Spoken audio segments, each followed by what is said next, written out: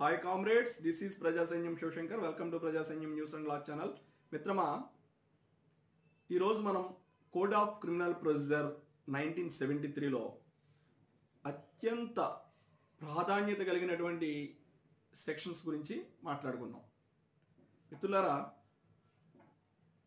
Code of criminal procedure 1973లో section 125 to 128 అంటే 125, 126, 127, 128 ఈ 4 సెక్షన్స్ కూడా చాలా ఇంపార్టెంట్ అయిన సెక్షన్స్, చాలా ప్రాముఖ్యత కలిగినటువంటి సెక్షన్స్, చాలా ఇంపార్టెంట్ సెక్షన్స్. క్రిమినల్ ప్రాక్టీస్లో వీటి ప్రాధాన్యం ఎంతో ఉంది. ఈ 4 సెక్షన్స్కి ఎంతో ప్రాముఖ్యత ఉంది, ఇంపార్టెన్స్ ఉంది క్రిమినల్ కోర్ట్ ప్రాక్టీస్లో. మిత్రులారా,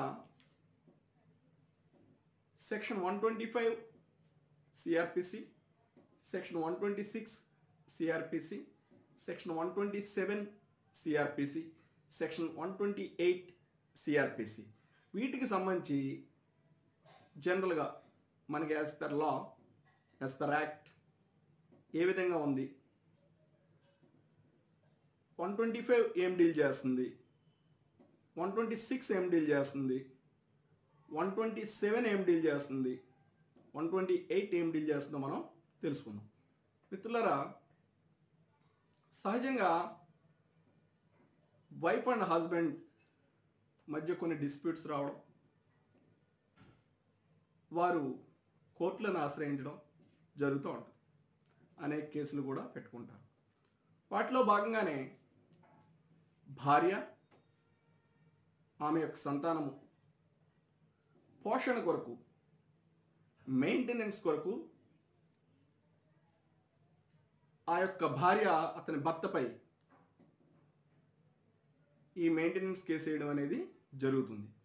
ఒకవేళ వారి యొక్క సంతానం కనుక మైనర్స్ అయితే కనుక వారిని కూడా యాడ్ చేసి పిటిషనర్స్గా వారి యొక్క తండ్రిపై మెయింటెనెన్స్ కేసు వేయడం అనేది జరుగుతుంది. అంటే పోషణ కొరకు, వారికి పోషణ కొరకు మెయింటెనెన్స్ గ్రాంట్ చేయమని, అమౌంట్ గ్రాంట్ చేయమని. అదేవిధంగా తల్లిదండ్రులు కూడా వారి యొక్క పిల్లలపై మెయింటెనెన్స్ కొరకు దరఖాస్తు దాఖలు చేసుకోవచ్చు, పిటిషన్ దాఖలు చేసుకోవచ్చు యాజ్ పర్ సిఆర్పిసి. మిత్రులారా, మనం చూస్తున్నాం అనేక విషయాలలో కోర్టులను ఆశ్రయిస్తూ ఈ మెయింటెనెన్స్ కేసులు కూడా లక్షలాది కేసులు ఉన్నాయి భారతదేశంలో. చెక్ కేసులు ఏ విధంగా ఉన్నాయో ఈ మెయింటెనెన్స్ కేసులు కూడా లక్షలాది కేసులు ఉన్నాయి. సో ఎందుకంటే చిన్న చిన్న కారణాల రీత్యా వారు విడిపోవడం, ఆ తదనంతరం వారి యొక్క మెయింటెనెన్స్ కొరకు కోర్టును ఆశ్రయించడం జరుగుతూ ఉంటుంది. అయితే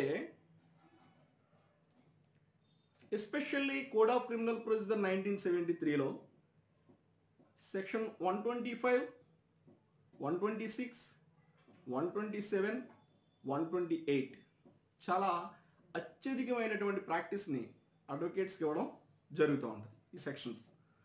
సో క్రిమినల్ ప్రాక్టీస్లో మేజర్ రోల్ ప్లే చేస్తాయి ఇవి. ఒక అడ్వకేట్ యొక్క కేసుల్లో ఈ మెయింటెనెన్స్ కేసులు కూడా ఎక్కువగానే ఉంటాయి.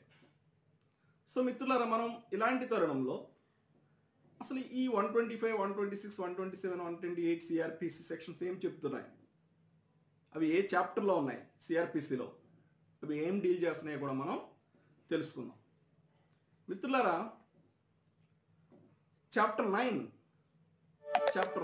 Of code of criminal procedure 1973లో చాప్టర్ 9 అనేది ఏం చెప్తుందంటే order for maintenance of wives, children and parents. ఈ చాప్టర్ 9లో కోర్టు వారి నుంచి ఆర్డర్ పొందుటకు వైఫ్స్, చిల్డ్రన్, పేరెంట్స్ వారి యొక్క పోషణ కొరకు కోర్టు వారిని ఆశ్రయిస్తారు. ఈ చాప్టర్లో ఉన్నటువంటి సెక్షన్స్లో భాగంగా మిత్రులారా, చూడండి, chapter 9 of the CrPC with the above order for maintenance of wife, children and parents consisting of sections 125 to 128 deals with the subject matter of law under the following subheads. అంటే చూడండి ఏమిచ్చారు, following సబ్హెడ్స్ ఏమిచ్చారు అంటే ఈ chapter 9 అనేది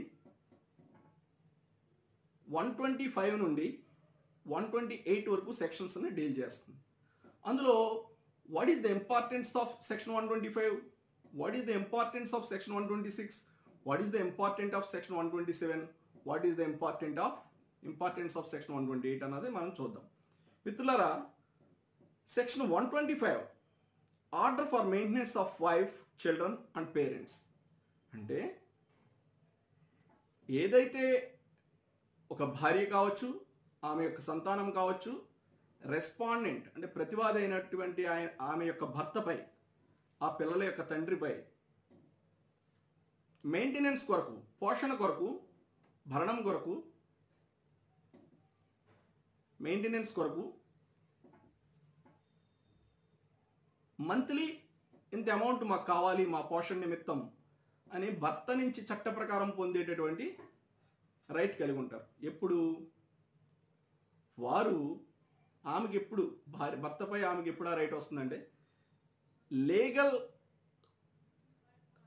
ఆమెకు ఆ right ఉన్నప్పుడు మాత్రమే ఆమె ఆ విధంగా భర్త నుంచి మెయింటెనెన్స్ పొందగలుగుతుంది. అదేవిధంగా వారి యొక్క పిల్లలు కూడా if they have legal right to get maintenance from there father then only they can get maintenance from their father. అంటే వారికి ఆ లీగల్ రైట్ ఉండాలి. ఆ లీగల్ రైట్ ఉన్నప్పుడు మాత్రమే వారు మెయింటెనెన్స్ అనేది వారి తండ్రి నుంచి పొందగలుగుతారు. అదేవిధంగా పేరెంట్స్ కూడా వారి యొక్క పిల్లల నుండి మెయింటెనెన్స్ పొందేటటువంటి హక్కు ఉంది. వారి పిల్లలు కనుక వారిని లీవ్ చేస్తే, వదిలిపెట్టేస్తే, వారి జీవితాలు వారు గడుపుతూ ఉంటే అటువంటి వారు కూడా తల్లిదండ్రులు వారి పిల్లల నుండి మెయింటెనెన్స్ పొందేటటువంటి హక్కు ఉంది. ఆ పిల్లలు వారి సంతానం ఎర్నర్స్ అయ్యండి, వారు మేజర్స్ అయ్యండి, ఎర్నర్స్ అయ్యండి, తల్లిదండ్రులు పోషణ పట్టించుకోకపోతే తల్లిదండ్రులు కూడా మెయింటెనెన్స్ చేసుకోవచ్చు.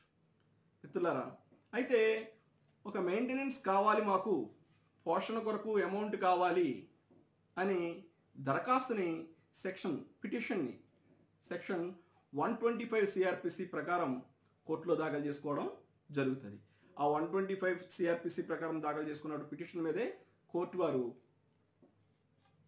If it is legally valid, ఆ పిటిషన్ కనుక లీగల్ వ్యాలిడిటీ ఉంటే the honourable court grants maintenance to the petitioners against respondent. ఎప్పుడైతే ఆ పిటిషన్కి లీగల్ వ్యాలిడిటీ ఉంటే కనుక రెస్పాండెంట్కి ఎగ్నెస్ట్గా కొంత అమౌంట్ కట్టమని రెస్పాండెంట్ని పిటిషనర్స్కి కోర్టు వారు ఆర్డర్ పాస్